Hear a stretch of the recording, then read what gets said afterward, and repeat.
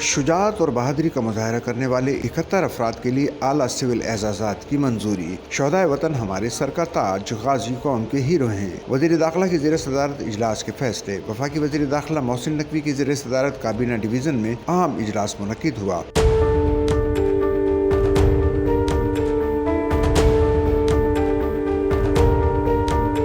اجلاس میں ملک و قوم کی حفاظت کے لیے بہادری اور شجاعت کا مظاہرہ کرنے والوں کے لیے سول ایوارڈز کی نامزدگی کا جائزہ لیا گیا۔ اجلاس میں مجموعی طور پر 71 افراد کے لیے مختلف سول اعزازات کی منظوری دی گئی۔ سچل نیوز نیٹ ورک کی ویڈیوز میں خوش آمدید۔ ناظرین، ویڈیو سے متعلق اپنی قیمتی رائے کا اظہار کمنٹ باکس میں ضرور کریں اور چینل کو سبسکرائب کریں۔